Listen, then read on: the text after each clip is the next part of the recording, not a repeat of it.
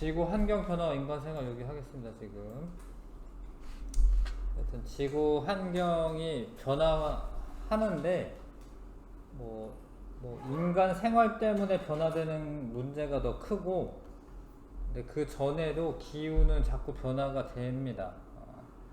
지구 환경은 지구 시스템 구성 요소들이 서로 상호작용하면서 끊임없이 변화하고 있는데, 최근에 이제 인간 생활에 의한 영향으로 이산화탄소 양이 너무 증가를 해서 지구 온난화가 발생하고 있습니다. 근데 일단은 이제 처음에는 이제 인간의 다른 거구나. 하여튼 그렇게 되고 있습니다. 근데 기후라는 의미는 좀 장기간에 걸친 대기 상태입니다. 그러니까 기상은 그날 날씨를 말해요. 기상은 날씨를 말합니다. 매일 기온, 비, 바람 뭐 이런 대기 상태를 말하는 거고, 기후는 어떤 지역에 장기간에 걸쳐서 나타나는 평균적인 대기 상태이다. 기후는. 그래서 기후가 달라지는 것은 정말 많이 달라지는 거죠. 기후는 좀 장기간에 걸친 변화인데, 갑자기 그 우리나라가 온대 지방이었다가 아열대 지방으로 바뀌는 거는 기후가 많은 변화가 있는 게 맞습니다. 오랜 기간에 걸쳐서 기후가 변화하는 현상을 기후 변화라고 한다. 그러니까 원래는 오랜 기간에 걸쳐서 변화해야 돼. 근데 갑자기 변하는 거지. 과거의 기후를 알아내는 방법은 이제 나무의 나이테를 연구한다던가. 나이테 간격이 넓잖아요. 넓을 때는 온도도 높고 기온도 높고 비도 많이 오고, 책 없어요? 네, 이럴 때가 나이테 간격이 넓습니다. 그래서 이제 과거의 기후를 알아내는 방법이죠. 과거에 여기 나이테 간격이 넓으면 비도 많이 왔고 온도도 높았다 이런 거 알 수가 있고, 좀 촘촘할 때가 있어요. 촘촘할 때는 좀 온도가 낮았다 이런 걸 알 수가 있습니다. 왜냐하면 나무는 기온 강수량 변화에 따라서 생장 속도가 달라요. 근데 나무 나이테가 생기는 것도 그 1년 동안의 생장 속도 차이 때문에 생기는 거거든요. 그래서 여름에는 비도 많이 오고 온도도 높으니까 많이 자라. 그 듬성듬성해요, 나무가. 여기 조직이. 근데 겨울에는 촘촘해요. 잘 안 자라요. 그 촘촘하니까 더 진하게 보입니다. 그러니까 1년 동안에도 이런 차이가 있는데, 근데 여름에 이제 나무가 성장을 많이 할 때 비가 많이 오거나 뭐 이러면은 간격이 넓어지는 거야. 그래서 나이테 간격이 넓은 경우는 온난 다습한 기후였구나 이런 걸 알 수 있다고요. 그렇죠? 이해하시죠? 그 다음 빙하 코어 연구. 남극이나 이런 데는 한 5, 60만 년 동안에 빙하가 쌓여 있어요. 근데 빙하도 사실 나이테가 있습니다. 빙하도. 여름에는 약간 녹아요. 녹으면은 조금 촘촘해집니다. 녹으면. 그랬다가 겨울에 눈이 막 쌓여. 그러면 약간 듬성듬성해. 또 여름에 조금 녹아. 그리고 겨울에 또 눈 많이 쌓여. 여름에 좀 녹아. 이래서 나이테가 있습니다. 그래서 빙하 코어에도 나이테와 같은 줄무늬가 있어.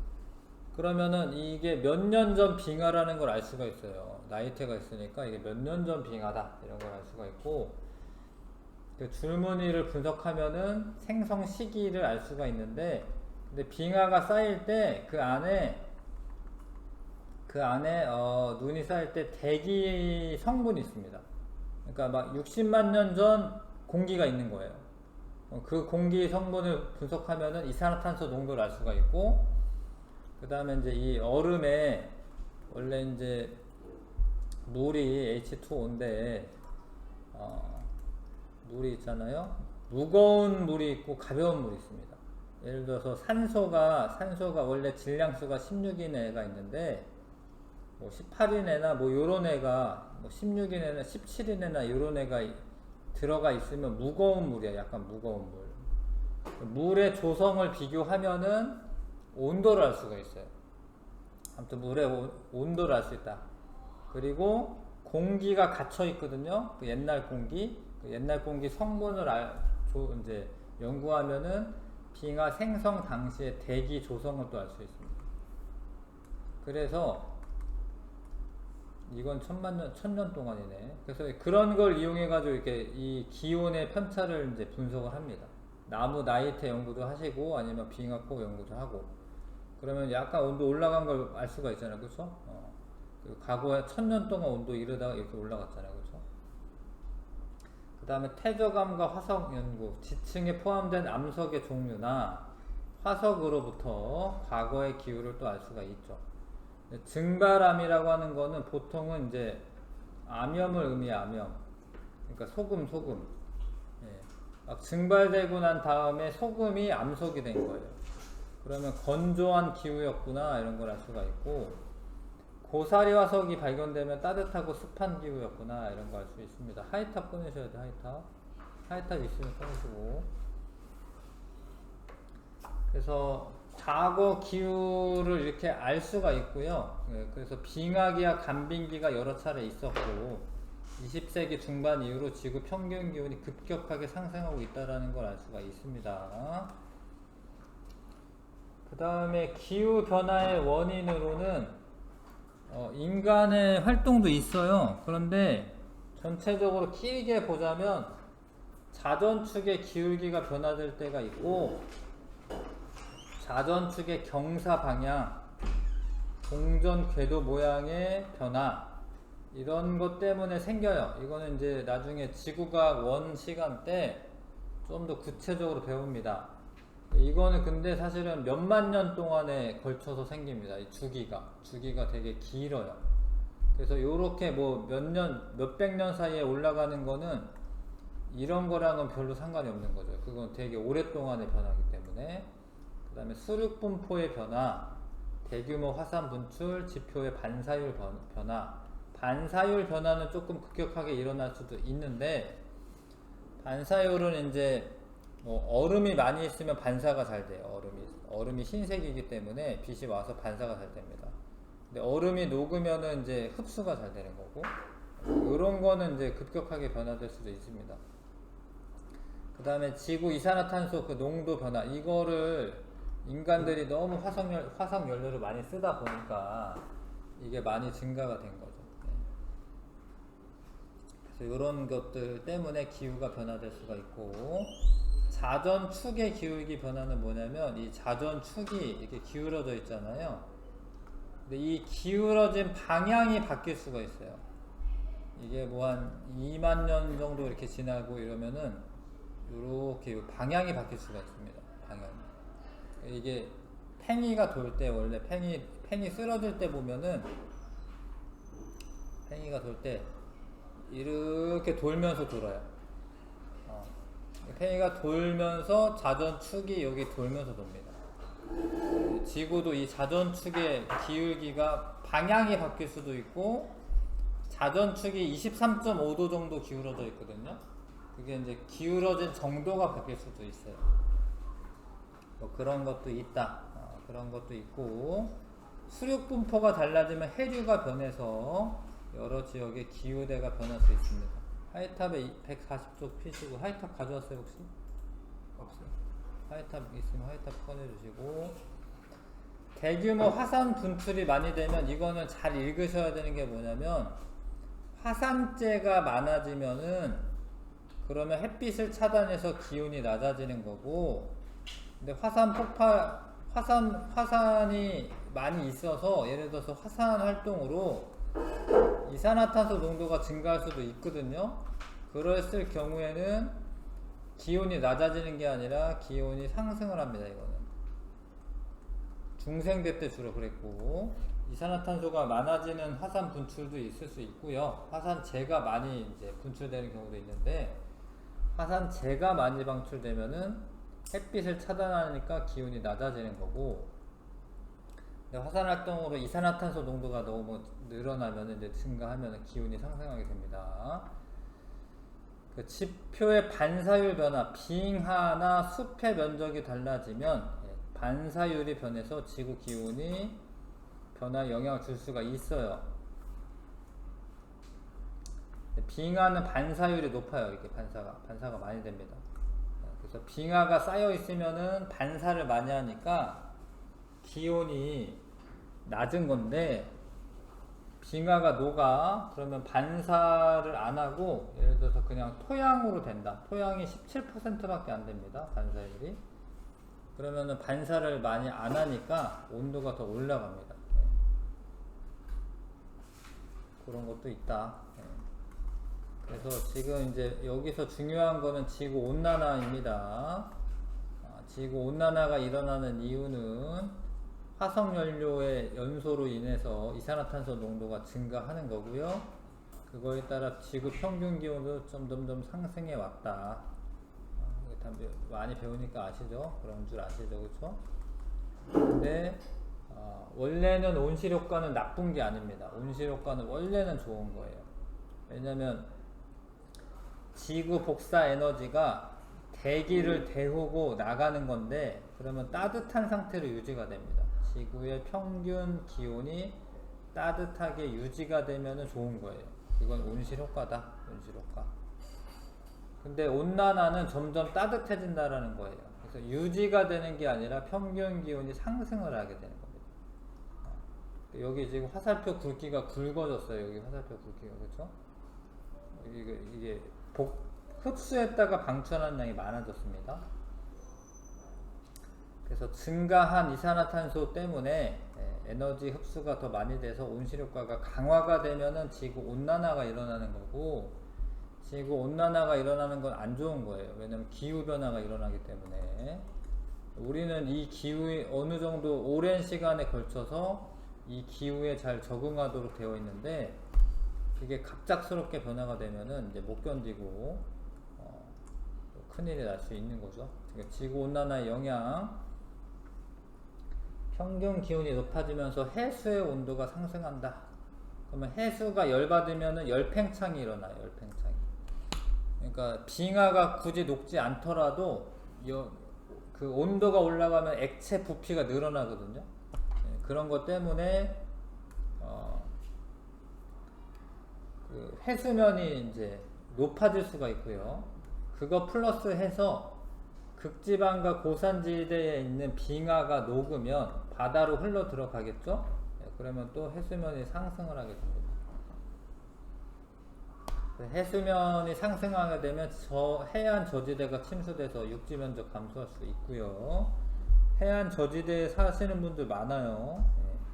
원래 해안가가 더 살기 좋기 때문에 거기 더 사는 사람 많습니다. 뭐 여러 가지 대도시는 다 거의 다 해안가에 있습니다. 뭐 부산이나 아니면 저기 뭐 송도나 뭐 뉴욕이나 이런 데 다 해안가에 있거든요. 근데 그런 데가 침식될 수가 있습니다. 그 다음에 이제 온도가 올라가다 보니까 강수량도 많아지고 증발량도 많아져. 그래서 비도 많이 내리죠. 지금도 뭐 비 많이 내리잖아요. 원래 가을에는 비 잘 안 내리거든요. 근데 요즘에 비 계속 내리죠. 이번 주에도 비 많이 왔고. 그 다음에 대기 중에 증가한 이산화탄소가 해수에 녹아서 해양을 산성화시키는데, 해양을 산성화시키면은 해양 생물들이 이렇게 막 죽어요. 일단 조개나 아니면은 뭐 산호초나 이런 애들은 산성화되면은 그 탄산칼슘 성분이 녹습니다. 그래서 해양 산성화 때문에 이 생태계가 파괴가 될 수가 있고, 식생과 어종의 변화, 육지와 바다의 생태계 변화도 나타난다. 원래 우리나라에는 이제 명태나 이런 한류성 어종도 많이 잡혔는데 요즘 잘 안 잡힙니다. 바다가 따뜻해져서. 바다가 따뜻해지면 해파리 이런 것도 많이 발생하고요. 그런 애들은 난류성 어종이거든요.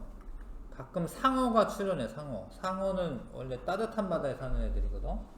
근데 우리나라까지 올라오는 경우가 있죠.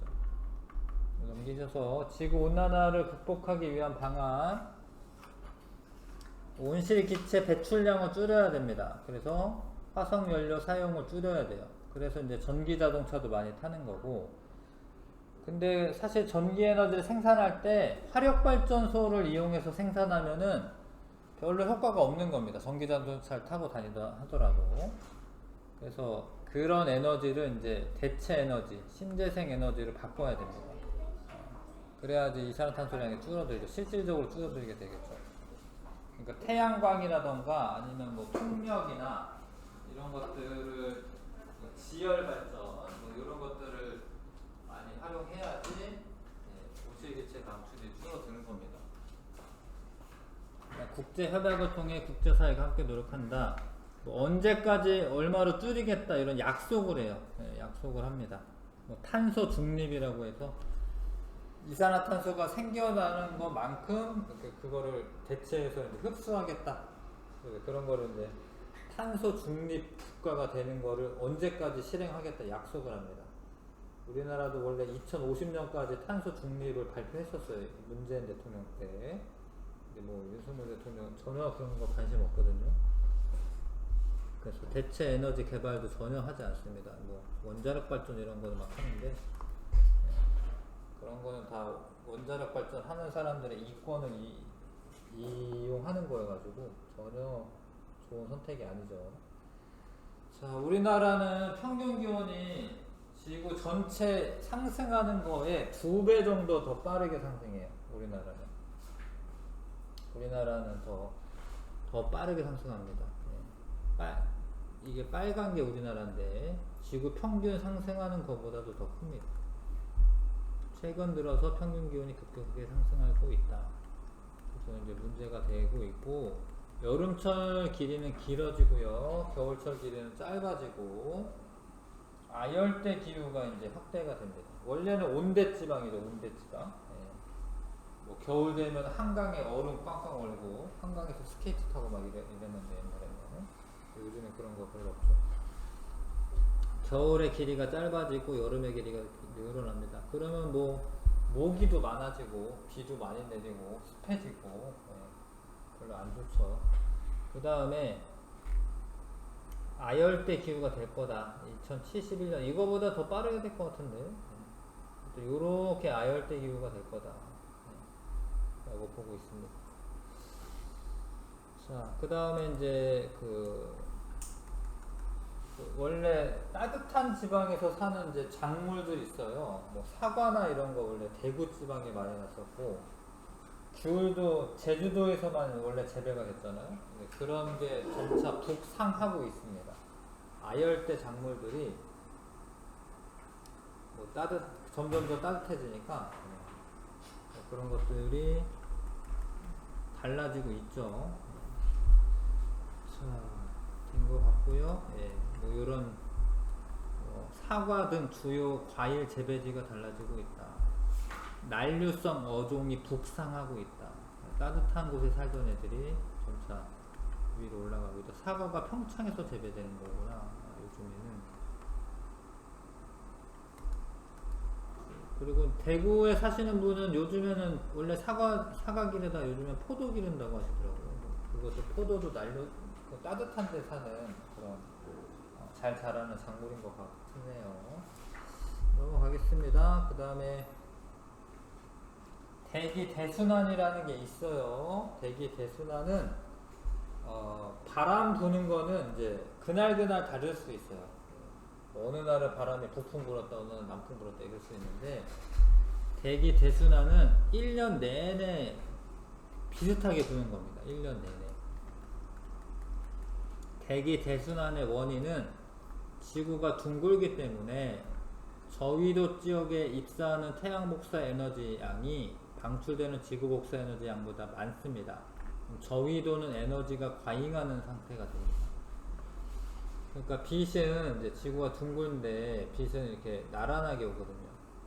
나란하게 오면은 태양의 고도나 아니면 이제 지표면에 도달하는 에너지 양이 달라요. 그래서 여기는 에너지가 많고 에너지는 여기는 조금입니다.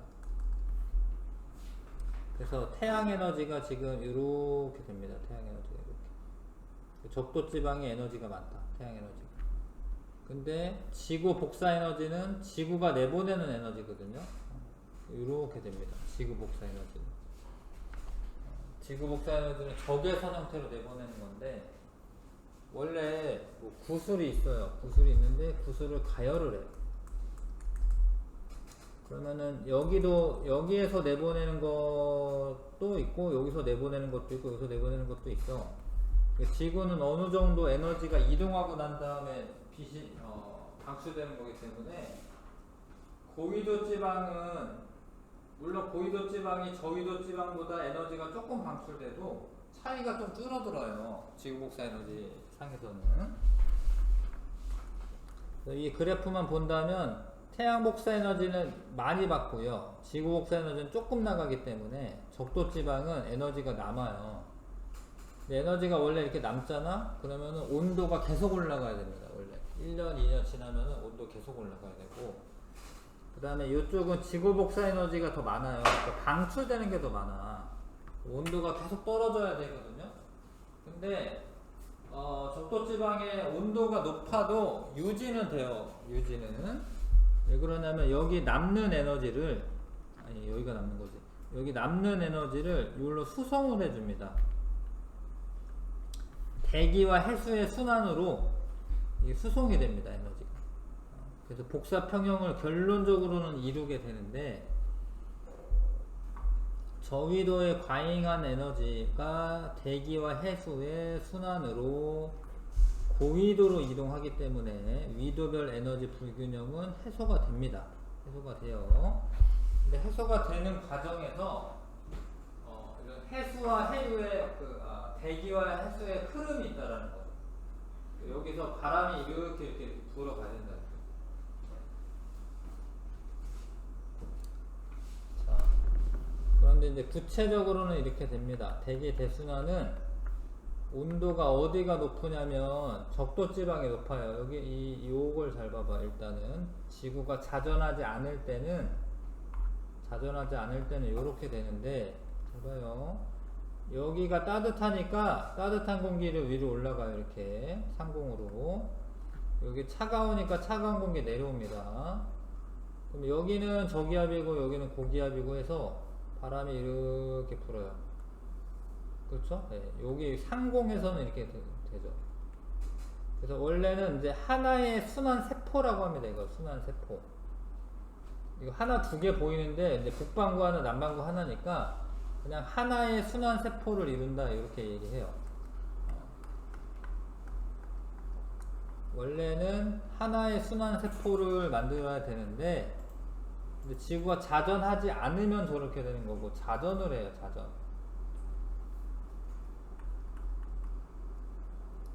자전을 하게 되면은 전향력이라고 하는 게 생겨요. 전향력 조금 어려운 개념인데, 잠깐만요. 보세요. 지구 좀 보세요. 그러니까 얘가 돌면서 쏩니다. 위로 90도 방향 똑바로 쐈어요. 근데 자전 속도가 적도 가까운 쪽이 더 빨라요. 적도에서 멀면 여기는 하루에 이만큼만 돌면 되는데 여기 이만큼 돌아야 되잖아. 그러니까 여기가 자전 속도가 더 빨라. 이게 빠르게 가면서 쏘는 거예요. 그러면 빠르게 가면은 이쪽 방향으로 관성이 있거든요. 근데 빠르게 가면서 쏘기 때문에 오히려, 그러니까 이런 거죠. 쏘고 난 다음에 돌리면은 쐈는데 서쪽에 떨어질 것 같잖아요. 그렇죠? 네. 근데 여기가 더 빠르게 돌면서 쏘기 때문에 포탄이 어떻게 날아가냐면 이렇게 날아가요. 왜냐면 이쪽이 더 빠르게 쐈기 때문에 포탄이 이 속도로 쐈어요. 그럼 북쪽에다 쏘잖아? 그러면은 동쪽에 떨어져요. 이해가 가나? 안 가나? 잠깐만요.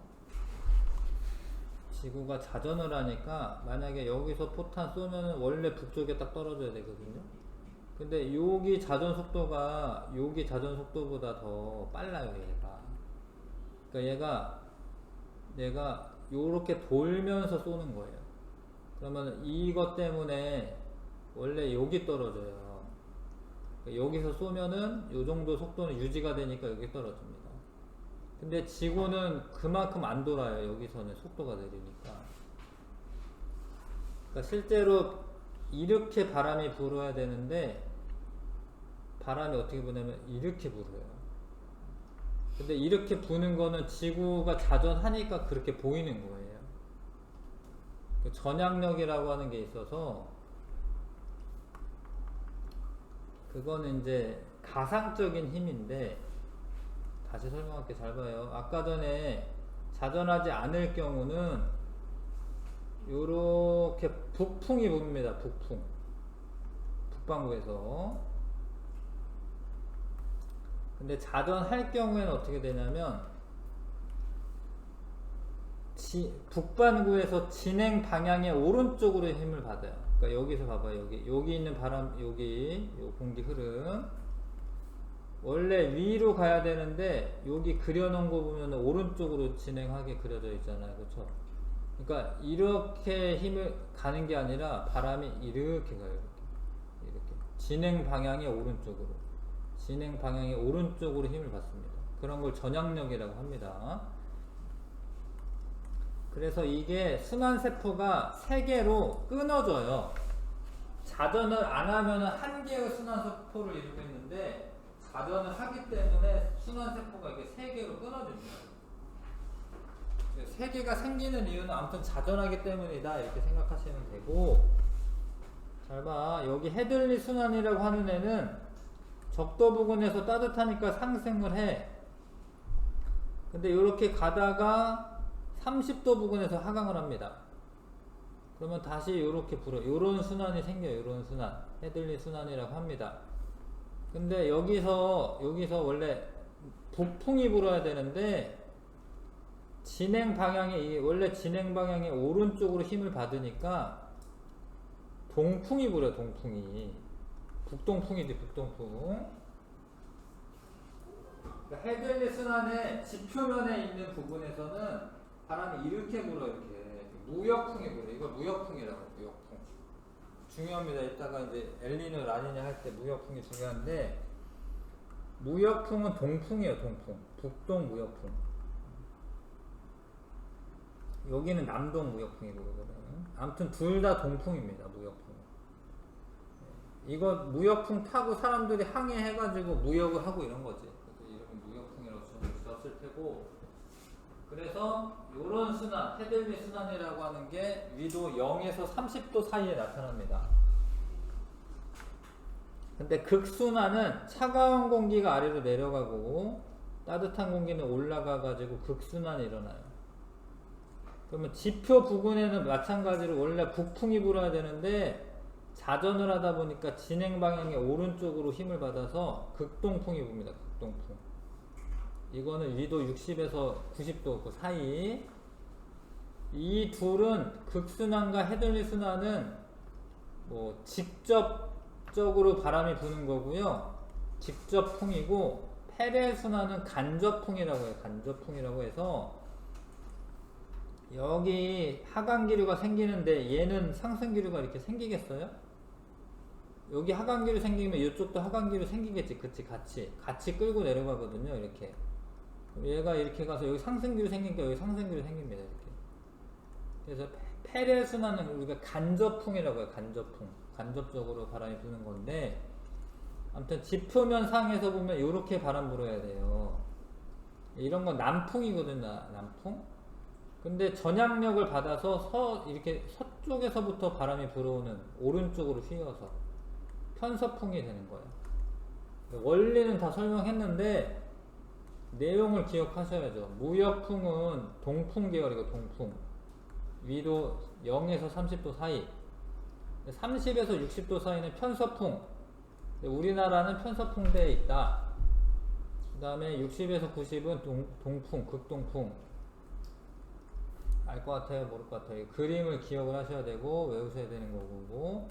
그 다음에 중요한 게 0도랑 60도 요런 데서는 상승기류가 생기잖아요. 둘 다. 그러니까 요 둘은 상승기류가 생기면, 그러면 여기는 이제 구름이 많이 발생하죠. 근데 여기 30도 부근은 하강기류가 생기잖아요. 하강기류가 생기면은 구름이 생길까요? 안 생길까요? 안 생겨요. 하강기류가 생기면. 구름 없습니다. 그래서 여기에 위도 30도 부근에 사막이 많아요. 사막이. 위도 30도 부근에 구름 안 생기고 비 잘 안 내려서 사막이 많습니다. 그리고 이거를 여기를 고압대라고 불러요. 고압대. 위도 30도를 고압대. 고기압이죠. 고기압. 고압대라고 부릅니다. 여기랑 여기는 저압대라고 부르고 저압대.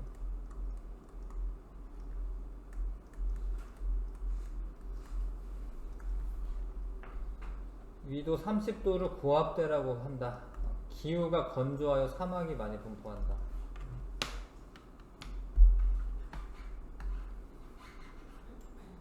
알 것 같아요. 그러면 자, 해수의 표충순환, 아까 말한 것처럼 대기 대순환이 있습니다. 대기 대순환이 1년 내내 그렇게 부는 거예요. 계속.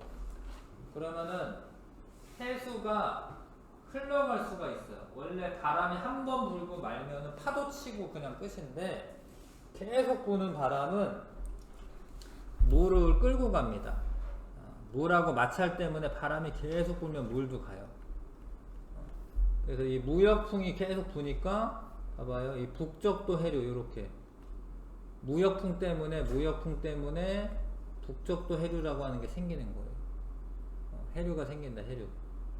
남동 무역풍 때문에는 남적도 해류. 그 다음에 여기 편서풍이 불잖아요. 잘 봐요. 얘가 북적도 해류 타고 왔는데 여기가 가로막혀 있잖아. 육지도. 그래서 이걸 뚫고 지나갈 수는 없고 위로 올라갑니다. 올라갔는데 여기 위도 30에서 60도 사이가 됐어. 거기서는 바람이 편서풍이 부는 편서풍. 그래서 요건 쿠로시오 해류라고 하고 이게 북태평양 해류가 생깁니다. 편서풍 때문에. 그래서 북태평양 해류가 쭉 와가지고 여기 캘리포니아 있는데 막혔어. 그러면 다시 하강을 해요. 이렇게 되죠. 이런 순환이 일어나죠. 근데 이 빨간에는 그 따뜻한 물이 이렇게 위로 올라가는 거기 때문에 난류고 난류. 여기는 이제 이쪽에 식어가지고 내려오는 거기 때문에 이건 한류입니다. 한류. 이건 난류, 이건 한류. 멕시코 만류라고 해서 여기 난류. 이 난류가 여기까지 갑니다. 북태평양 해류까지. 그럼 난류가 이 위로 가가지고 영국이나 유럽이 겨울에도 따뜻해요. 따뜻해. 난류 영향 때문에. 자, 그래서 해수의 흐름은 대기 대순환 때문에 나타나는 거고, 북적도 해류는 무역풍 때문에 동에서 서로 지금 이동하고 있는 거고요. 쿠로시오 해류는 우리나라 주변의 난류이고, 쿠로시오 해류가 위로 올라가서는 바람이 바뀐 거죠. 위도 30에서 60도는 편서풍이 부니까 북태평양 해류. 아실 것 같죠? 그 다음에 캘리포니아 해류는 한류. 이렇게 순환을 하게 된다. 그래서 이렇게 여기 북태평양에도 있고 여기도 있고 이렇게 큰 흐름이 있습니다. 해수의 표충순환이 있습니다.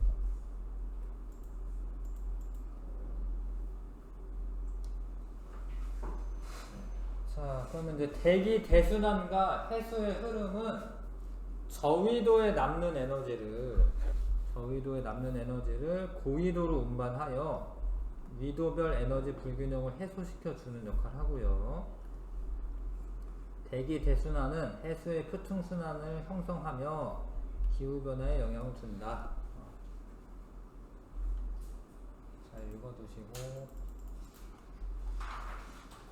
엘니뇨와 사막화가 있는데요. 그 밑에 뒤에 문제 몇 개 푼 다음에 해봅시다. 요게 이제 147쪽에 나와 있는 내용은 원래 지구과학 원에 배워요. 지구과학 원에. 요런 것 때문에 기후가 변한다. 요런 거는 이제 나중에 배우시고요. 넘어가서 1번부터 9번까지 하면 되겠네요. 1번부터 9번까지 풀어보겠습니다.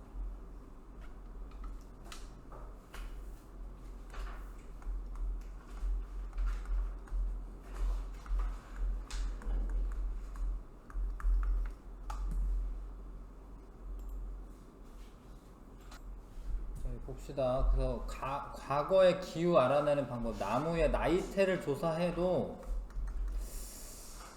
조성? 이거는 모르겠는데 대기 조성을 할 수 있다. 이건 모르겠습니다. 나무의 나이테를 알면은 저런 건 알거든요. 그러니까 뭐 기온이라던가 비가 많이 오거나 뭐 이런 거, 기온이라던가 이런 건 알 수가 있는데 뭐 습도라던가 뭐 이런 거. 요거까지는 알 수가 없고, 대기 조성을 알려면은 빙하 코어를 연구를 하셔야 됩니다. 빙하 코어 안에 공기방울이 들어있어요. 예. 그 안에 들어있는 이 공기를 이제 옛날 공기를 이제 분석을 해봐야 되는 거고, 화석의 종류와 분포로부터 지질시대 기후를 추정할 수 있다. 맞습니다. 뭐 고사리가 많이 자랐다던가, 예. 뭐 그런 거를 통해서 기후 추정할 수 있고요. 빙하 코어 줄무늬를 분석하면 생성 시기와 기후 변화를 알 수 있다. 이거 맞는 겁니다. 줄무늬가 있어요. 빙하 코어에 줄무늬가 있어서 그거 분석하면은 알 수가 있습니다. 불편한 진실이라고 이 책에 보면 이제 이 지구 온난화에 대한 내용이 되게 상세하게 잘 나와 있는데,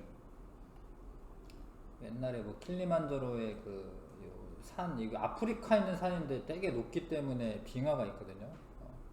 그런 거 많이 녹고 있다, 이렇게 녹았다, 뭐 이런 것도 있고, 빙하가 녹는 모습도 이제 사진을 찍혀 있고, 페루의 이제 빙하 모습인데 1978년도 사진인데 2006년도에는 빙하가 많이 녹았다, 이런 것도 있고요.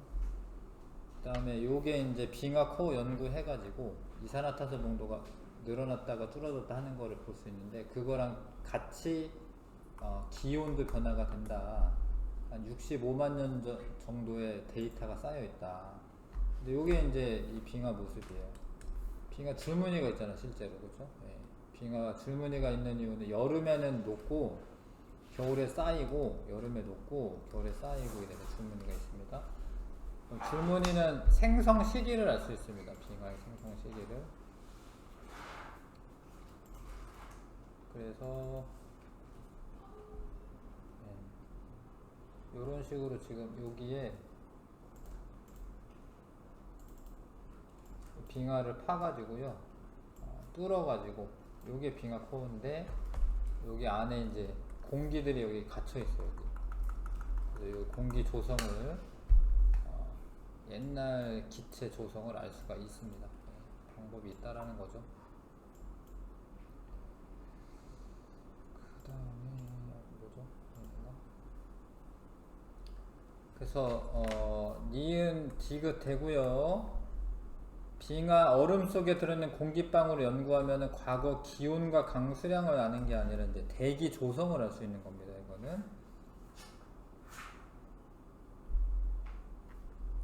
그러니까 이런 공기방울 연구하는 거는 대기 조성을 아는 겁니다. 니은 디귿 고르시면 되고, 그 다음에 자전축의 기울기가, 이거는 얘기를 상세하게 안 했는데, 기울기가 현재보다 더 기울어지면 연교차가 커지는 거예요. 그러니까 무슨 얘기냐면, 초등학교 때 계절 변화가 나타나는 원인을 자전축이 기울어진 상태에서 공존하기 때문이다라고 배웠고, 만약에 기울어지지 않은 상태면은 계절 변화가 없어요. 왜냐면 기울어지지 않은 상태에서는 여름이나 겨울이나 태양의 고도도 안 바뀌고요. 그 다음에 뭐 밤낮의 길이도 안 바뀝니다. 기울기가 현재보다 더 기울어지면, 그러니까 만약에 더 기울어지면은 연교차는 더 커지게 되는 거죠. 기울기가 기울어져 있지 않으면은 연교차가 없는 거고, 많이 기울어져 있으면 연교차가 큰 거고, 대규모 화산 폭발로 많은 양의 화산재가 방출되면 평균 기온은 낮아지는 거고, 그 화산이 터지니까 뭔가 뭐 엄청 뜨거워질 거라고 예상하지만 그게 아니라 화산재가 햇빛을 가려서 기온이 낮아지는 겁니다. 아시겠죠? 네, 낮아로 고려 주시고요. 산업혁명 이후 화석연료 사용량이 증가했고요. 그 다음에 이산화탄소도 증가합니다. 온실효과가 강화가 돼서 지구의 평균 기온이 상승했다. 지구 온난화가 일어날 때 그 값이 증가하는 것만을 보기에서 있는 대로 골라라. 빙하 면적 줄어들어야 되고 해수면의 높이 높아지고요. 육지 면적은 증가수 하는 게 아니죠. 줄어들고요. 예, 왜냐면 해수면이 높아지니까. 그 다음에 온실기체 농도 증가합니다. 리을.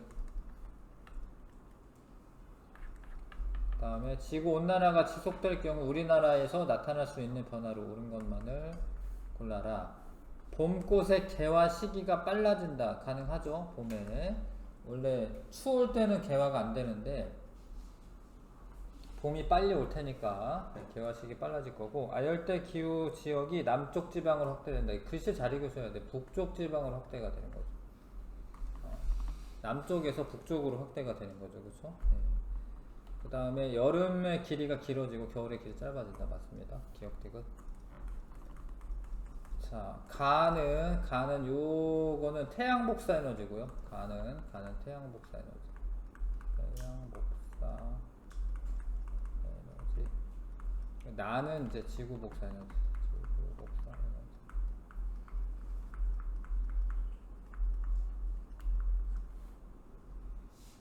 에너지. A와 B 중 에너지가 남는 에너지와 부족한 에너지에 해당하는 거. 남는 에너지는 A입니다. A. 태양 복사 에너지는 들어오는 거고 지구 복사 에너지는 나가는 건데 들어오는 게 더 많기 때문에 남는 에너지는 A. 부족한 거는 이제 나가는 게 많으니까 B입니다. B.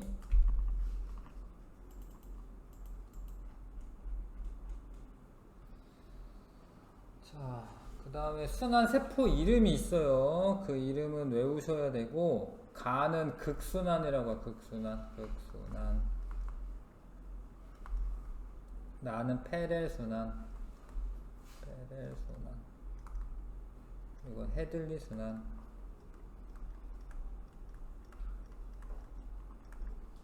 글자 수로 외우셔도 되겠네. 페렐, 헤들리 순환. 이렇게. 1, 2, 3. 극순환, 페렐순환, 헤들리 순환이라고 합니다. 그 다음에, 지상에서 부는 바람에 이름을 쓰시오. A는 극동풍. 극에서 부는 동풍. B는 편서풍. C는 북동 무역풍이라고 해도 되고 그냥 무역풍이라고 해도 됩니다. 무역풍. 대기 대순환에 나타나는 이유는 그 위도별로 에너지가 불균형하기 때문에 그렇고요. 이유와 세개의 순환세포를 형성하는 원인이 무엇인지 순서대로 쓰시오.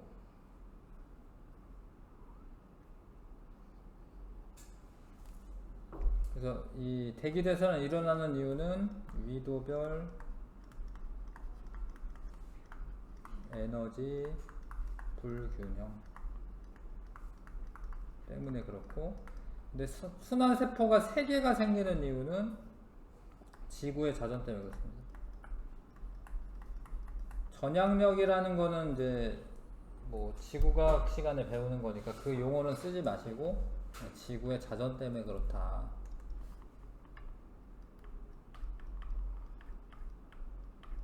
됐죠? 자, 그 다음에 태평양에서 무역풍에 의해 형성된 해류는 요건데 요거. 네, 북적도 해류, 남적도 해류. 있는 대로 쓰라고 돼 있으니까 북적도 해류, 남적도 해류.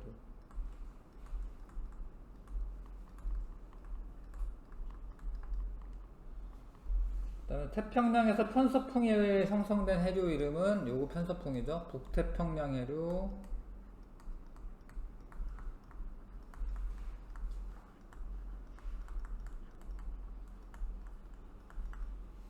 그 다음에 남적도 해류랑, 잘 봐요. 남적도 해류랑 남극순환류 둘 다 태평양 때문에 생기는 겁니다.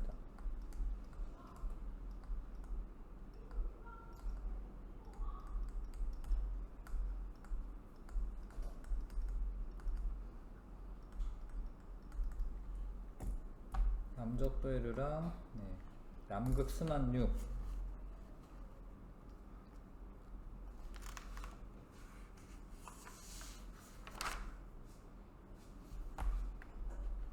되지요? 그다음에 9번, 아까 9번까지 하라고 했죠? 9번. 저위도에 남는 에너지를, 이런 대기 대순환과 해수의 표층 순환은 저위도에 남는 에너지를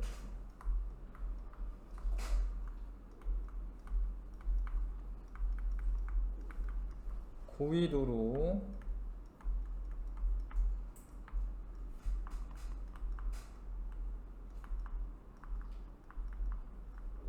운반하여 에너지 불균형을 해소한다.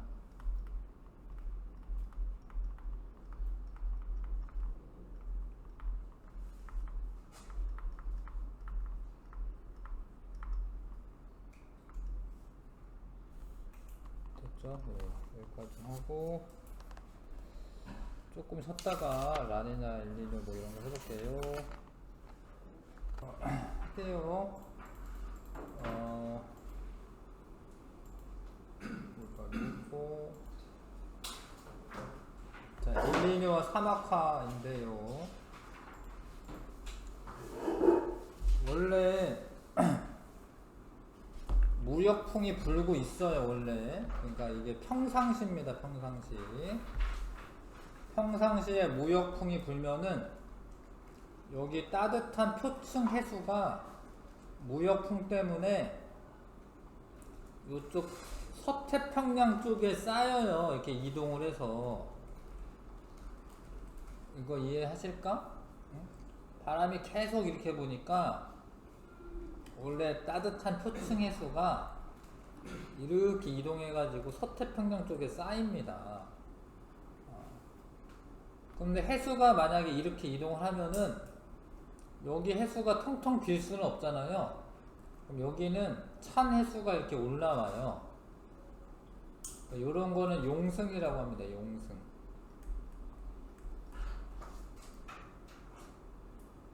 표층이 따뜻하고 심층이 차갑죠.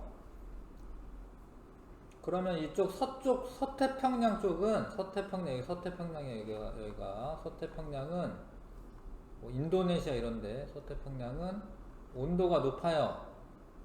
그러면 상승 기류가 생겨. 그럼 구름이 많이 생겨가지고 비가 많이 내립니다. 서태평양 쪽에. 이해해요? 이해해? 그렇죠? 근데 동태평양은 차가워요. 왜냐면 이제 찬물이 올라와가지고 차갑습니다. 온도가 낮아. 그러면 하강기류가 생겨서 하강기류 생기면 구름 안 생기고 비가 별로 안 내리죠. 그 다음에 용승이 일어나면은 영양염류 이런 애들이 이 바닥에 가라앉아 있는데 바닥에 가라앉아 있는 영양염류가 떠오르기 때문에 물고기들이 많아요. 물고기들이 좋은 어장을 형성합니다. 그래서 동태평양, 여기 페루나 이런 데거든요. 페루나 이런 동태평양 지역에는 날씨가 맑고 건조한 날씨가 나타나며 용승에 의해 좋은 어장이 형성된다. 이게 평상시야, 평상시. 평상시에 이러는 이유는 뭐냐면 무역풍이 계속 불고 있어서 그렇습니다. 무역풍이 불고 있으니까 따뜻한 표층에서는 서태평양 쪽에 쌓이고 서태평양에서는 온도가 높으니까 상승기류 생기고 구름 많이 생겨서 비가 많이 내립니다. 그럼 서태평양에 뭐 보르네오 섬 뭐 이런 데 보면은 뭐 나무가 쭉쭉 잘 자라고 그런 기후가 형성이 되어 있죠. 근데 페루나 이쪽 지역은 좋은 어장이 형성이 되고 날씨가 건조하고 뭐 그렇습니다. 그러면 그거에 맞는 작물을 키워요. 이런 게 이제 평상시 모습이다. 평상시 모습. 근데 엘니뇨가 생기면 어떻게 되는 거냐면 엘니뇨나 라니냐를 따지는 거는 어디 기준으로 따지냐면 동태평양 기준으로 따지는 거예요. 동태평양에서 동태평양 기준으로 따지는 건데 봐봐요. 평상시 무역풍이 약해지면 서쪽으로 이동하는 따뜻한 해수의 흐름이 약해져 동태평양의 적도 부근의 해역이 표층 수온이 평상시보다 높아지는 엘니뇨가 발생한다. 그러니까 무역풍 때문에 이 따뜻한 물들이 서쪽으로 이렇게 몰려가야 되는데 그게 잘 안 된다라는 거예요. 그래서 따뜻한 해수가 동태평양 쪽에 있다라는 거예요. 그러니까 동태평양이 따뜻할 때 평상시보다 따뜻할 때가 엘니뇨고 그 원인은 무역풍이 약화가 돼서 그렇고, 알겠어요? 무역풍이 약화가 돼서 그런 거고, 그러면 동태평양 쪽에 상승 기류가 생겨서, 왜냐면 물이 따뜻하니까 상승 기류가 생겨가지고 비가 많이 내리고요. 그 다음에 찬 해수가 못 올라와요. 못 올라오니까 용생이 안 돼. 용생이 약해지면은 어획량이 감소합니다. 영양염류가 많이 있어야지 물고기가 많이 잡히는데 어획량이 감소합니다. 그리고 이 서태평양은 이제 비가 평상시보다 안 오는 거죠. 서태평양 쪽은. 그래서 가뭄이 심해지고 산불이 자주 발생합니다. 그래서 원래 평상시대로 해야 되는데 무역풍이 약화가 돼서, 근데 무역풍이 왜 약화되는지는 잘 모른대요. 아무튼 무역풍이 약화가 되면은 표층에서의 흐름이 이제 좀 사라지고, 동태평양 쪽의 온도가 높기 때문에 동태평양에 비가 많이 내리고 홍수 발생할 수 있고, 그 다음에 용승도 안 일어나니까 어획량도 감소합니다. 그런데 이제 서태평양은 또 가뭄이 너무 많이 드니까 원래 여기 나무도 쑥쑥 잘 자라야 되는데 엘니뇨가 발생하면은 비가 잘 안 내려가지고 나무나 이런 게 잘 안 자라고요. 산불도 자주 발생하게 돼요. 이해하시겠어요? 표층에서가 엘니뇨 때는 오른쪽 방향이에요. 왜 이동은 왜 이렇게 하냐? 네. 아예 약화된 건데, 근데 그거는 조금 그림상으로는 좀 오버해서 표현한 것 같아요. 제 생각에는. 그렇다라고 무역풍이 아예 안 부는 건 아니거든요. 아예 안 부는 건 아닌데 평상시보다는 이렇더라. 이 평상시랑 비교했을 때로 생각해 주시고, 그렇다라고 무역풍의 방향이 바뀌는 건 아니거든요. 네. 아무튼 이쪽이 좀 따뜻해진다. 평상시보다 따뜻해진다. 이렇게 이해하셔야 될 것 같아요. 그래서 엘니뇨는 무역풍이 약화돼가지고 동태평양의 수온이 올라가는 걸 의미하고, 근데 라니냐는 오히려 무역풍이 강화가 되는 거예요. 무역풍이 강화가 되면은 더 많이 서태평양 쪽으로 표층 해수가 쏠려갑니다. 평상시보다 비가 더 많이 내리는 거고, 그럼 막 홍수 발생하는 거고, 근데 여기는 찬 해수가 너무 많이 올라오니까 너무 추운 거예요. 가뭄도 더 심해지고, 가뭄이 발생하고 용성이 더 강해져서 냉해를 입습니다. 냉해. 너무 추워지는 거죠. 그때는 라니냐라고 해요. 라니냐는 동태평양의 수온이 낮아졌을 때, 동태평양 수온이 낮아졌을 때 무역풍이 강화가 되면 그렇게 됩니다. 그래서 이 내용을 다 외우셔야 되고 아셔야 되고, 기준은 뭐냐면 동태평양의 해수의 온도가 높아지면은 엘니뇨, 동태평양의 해수 온도가 낮아지면 라니냐. 이해하실 것 같아요? 그 다음에 사막화는 원래 위도 30도 부근에, 아까 전에 그 위도 30도 부근에 고압대가 형성이 되고, 위도 30도 부근에 고압대는 고기압대라는 거죠. 고기압대가 되면은 구름이 잘 안 생기니까 비가 잘 안 내려요. 그래서 요런 데 이제 사막이 있는 겁니다. 여기가 사막이 있어요. 위도 30도 정도 되는 요 부분에. 그런데 그 사막이 점점 더 넓어진다라는 게 사막화예요. 사막이 넓어지는 게 사막화입니다. 기후 변화나 인간의 영향으로 황폐해져서 점차 사막으로 변하는 현상을 사막화라고 한다. 물론 사막화가 이제 지속이 되는 데도 있고요. 그 다음에 뭐 비가 많이 내리는 데도 있고 뭐 이렇게 되죠. 자연적인 요인도 있지만 인위적으로 가축을 방목을 한다던가 방목을 하게 되면은 이제 뭐 자연적으로 기르는 것 같아서 좋은 것 같긴 하지만 하여튼 그 초원의 풀을 다 뜯어먹게 냅두는 거거든요. 그러면 점점 사막화가 더 심해지는 거죠. 가축을 방목하면. 그 다음에 경작지 면적 확대한다던가 과도한 산림 벌채 등으로 인해 사막화가 더 진행될 수 있다. 자, 사막화가 되면 이제 우리나라한테는 이제 황사가 더 많이 불게 됩니다. 황사는 이제 이쪽 사막 지역에서 이런 데 사막 지역에서 상승기를 타고 모래가 올라간 다음에 편서풍을 타고 우리나라에 와서 이렇게 황사 현상이 발생하는 거거든요. 그래서 뭐 우리나라 사람들이 일부러 저기 뭐 몽골이나 이런 데 가서 나무 심기도 하고 그렇습니다. 사막화의 원인이 되는 과잉 방목과 경작 및 산림 벌채를 규제하고 숲의 면적을 늘려야 한다. 국가 간 협력을 통해 사막화를 억제하려는 노력을 해야 된다.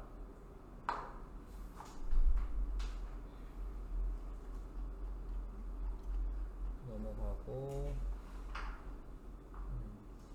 10번부터 10번, 11번밖에 없네. 10번, 11번 한번 풀어보시고요.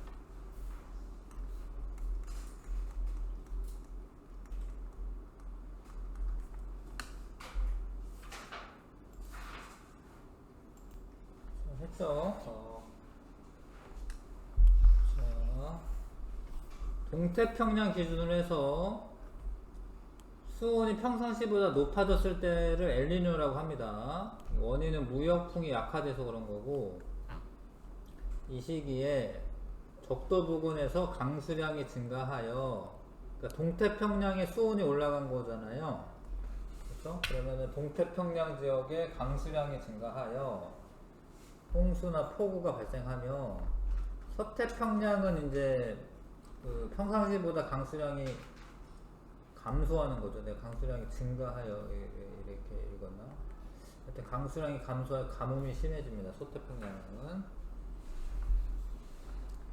순서대로 쓰시면 되고, 전세계 사막화 지역을 나타낸 것인데, 사막은 주로 적도 저압대에 분포하는 게 아니라 사막은 주로 적으세요. 중위도 고압대 용어를 아셔야 됩니다. 중위도 고압대 위도 30도 부근에 위치하게 되고요. 적도 부근은 이제 비가 많이 내리니까 사막이 되는 건 아니죠. 온도는 높아도 과잉 경작이나 과잉 방목, 지나친 산림 벌채는 사막화를 일으키는 원인이 된다. 맞는 이야기고요. 중국 내륙 지방의 사막화는 우리나라의 황사 발생을 억제하는 게 아니라 더 황사가 더 많이 생기게 되겠다. 이유는 이유입니다. 같이 하고요. 163쪽 지구온난화, 온실효과의 강화로 지구 평균기온이 상승하는 현상이고, 화석연료의 사용량 증가 때문에 이산화탄소, 메테인 등 이런 거 온실기체라고 합니다. 온실기체 양 증가하고 있고요. 자, 평균기온 상승하면 해수가 열팽창하고 대륙의 빙하가 융해하여 해수면이 상승하게 되고, 해안 저지대가 침수되고 육지 면적 감소할 수 있고요. 기상이변 급증하고 생태계 변화, 사막화, 가속화 이런 것들 생기고, 우리나라는 이제 봄꽃의 개화 시기 빨라지고 여름의 길이 길어지고 아열대 기후 지역의 범위가 확대가 된다. 자, 대기 대순환, 위도별 에너지 불균형과 지구 자전 때문에 세개의 순환 세포가 형성이 됩니다. 적도에서 30도 부근 헤들리 순환이라고 하고 무역풍이 만들어지고요. 위도 30에서 60도는 페렐 순환이라고 하는데, 지표 근처에서는 이제 편서풍이 불게 됩니다. 편서풍이. 그 다음에 위도 60에서 90도는 극순환이 있고 극동풍이 생깁니다. 극동풍이. 저위도에 남는 에너지를 고위도로 운반하여 에너지 평형을 유지하고 해수의 표층 순환을 형성한다. 뭐 이런 역할이 있으면 이런 역할을 하게 되고요. 해수의 표층 순환은 지속적으로 부는 바람 때문에 생기는 거고, 북반구에서는 시계 방향으로, 이런 거는 내용을 안 했네. 시계 방향으로, 남반구에서는 반시계 방향으로 순환이 일어납니다. 그 다음에 적도를 경계로 대칭적으로 일어납니다. 해수의 순환이. 북반구는 시계 방향, 남반구는 시계 반대 방향입니다. 저위도에 남는 에너지를 고위도로 운반하여 에너지 평형을 유지한다. 해수의 흐름이 그런 일을 해주는 거고, 엘니뇨 무역풍이 약화되면 동태평양 해역의 표층 수온이 높아지는데, 이런 게 엘니뇨 현상이 일어나는 거고요. 그래서 엘니뇨 발생 시에는 표층 수온이 동태평양이라고 되어 있죠. 이제 수온이 높아집니다. 예, 수온 상승하게 되고, 그러면 강수량 증가, 홍수 피해가 있을 수가 있고요. 서태평양 연안은 기온이 하강하고 강수량 감소하고 가뭄 피해가 있을 수 있다. 사막은 주로 위도 30도 부근의 고압대에서 분포하고 있는데, 사막이 점점 넓어지고 있다. 그런 걸 사막화라고 합니다. 그래서 요거 뒤에 문제 방금 배운 거 14번부터 19번까지 풀어보시면 좋겠네요. 얼마 되지 않는구나. 14번부터 19번.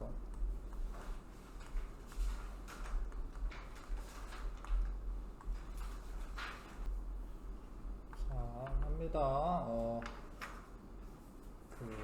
북극지방의 빙하 면적 감소하였다. 이거는 빙하가 많으면은 반사를 많이 하는 거예요. 근데 면적이 감소했으니까 반사율이 감소해야 되는 거죠.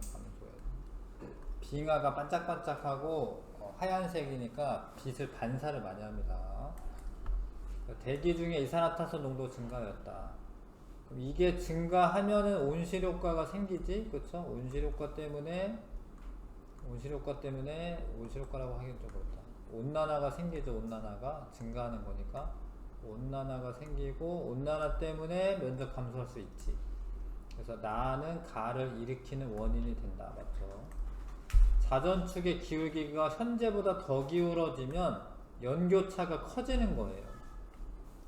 그러니까 기울어져 있기 때문에 계절 변화가 나타나거든요. 기울어져 있어서. 근데 더 기울어지면 더 커지는 겁니다. 예를 들어서 햇빛이 이렇게 있는데, 태양이 있고 지구가 이렇게 똑바로 돌아요. 이렇게 똑바로, 예를 들어서 이렇게. 그러면은 뭐 고도 변화도 없고요. 그 다음에 밤낮의 길이 변화도 없습니다. 근데 이렇게 기울어져 있잖아요. 이렇게 북반구를 중심으로 해서 북극 쪽이 태양 쪽을 향하고 있으면, 이렇게 요 북반구에 있는 게 이렇게 도는 거예요. 이렇게. 그러면 낮의 길이도 길고 밤의 길이는 짧고, 그 다음에 요 고도도 높아집니다. 접선에서 이제 고도도. 그러니까 북극 쪽에 태양 쪽을 향하고 있을 때가 북반구에서는 여름이에요. 여름. 근데 이 북극 쪽이 태양의 반대편에 있으면 요렇게 돌거든요. 요렇게. 그러면 낮의 길이 짧고 밤의 길이 길고, 여기 있으면은요 고도가 이렇게 낮아져요. 고도가. 그러니까 요때가 북극이 태양 반대편에 위치하고 있을 때가 겨울이에요. 근데 이게 더 기울어지면 그게 더 심하다라는 이야기야. 이해하시겠죠? 답은 5번 하셔야 되고, 자, 그 다음에 최근 우리나라에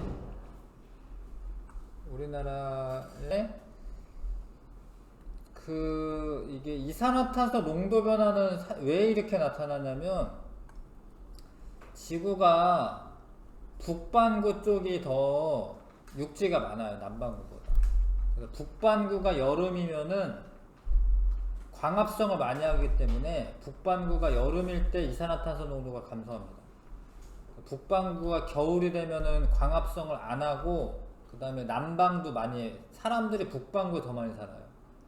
그래서 북반구가 겨울이 되면은 이산화탄소 농도가 증가하는 거고, 북반구가 여름이 되면 이산화탄소 농도 감소하고 이래. 그래서 이렇게 물결 치듯이 가는데, 근데 우리나라가 평균보다 더 많이 변화가 더 심한 거네.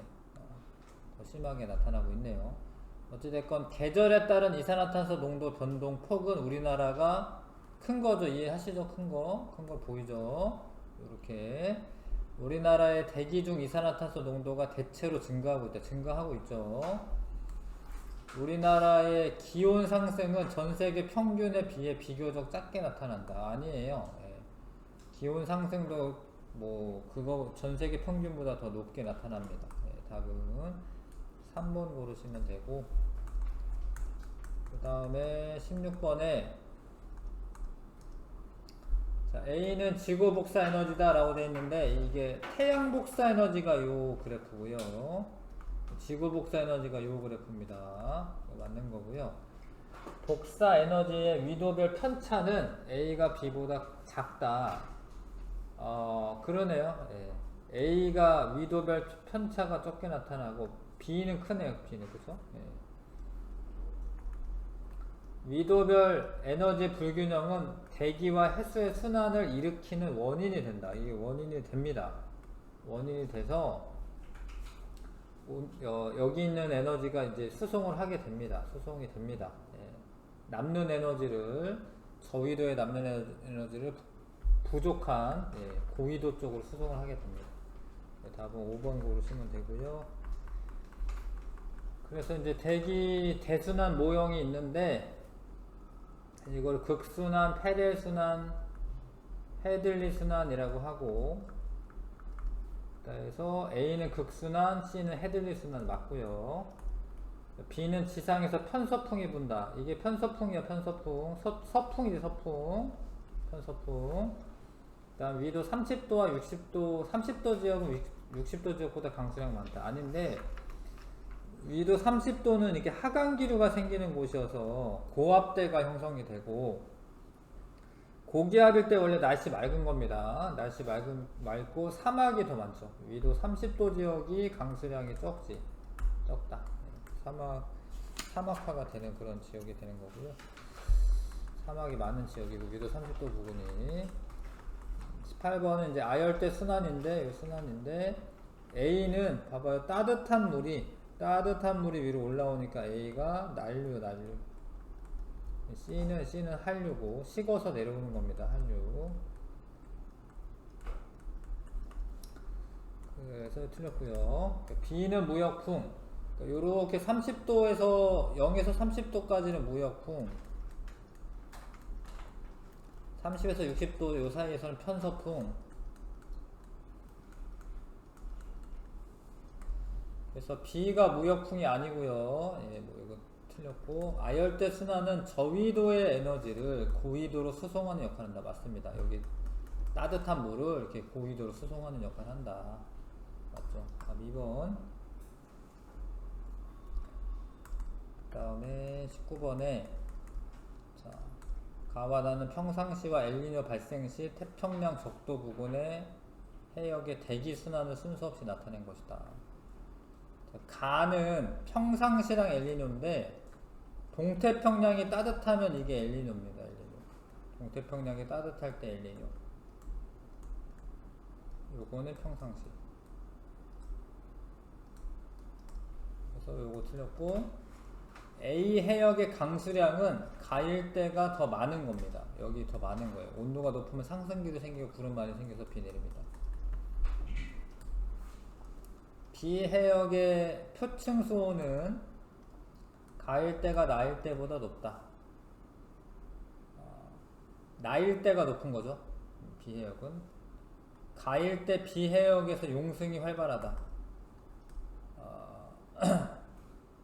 맞죠? 왜냐면 여기 해수가, 표층 해수가 이동을 했죠. 여기 봐봐요. 여기 심층 해수가 올라온 거예요. 그쵸? 요게 용승이다, 용승. 요거 용승이 안 일어나고 있고요. 나일 때 비해역 부근에 건조한 기후가 나타난다. 나일 때 비해역 부근은 습하죠. 이제 비 많이 내릴 거고. 4번 답입니다. 되시죠? 할만하죠? 그 다음에 다시 에너지의 효율적 이용.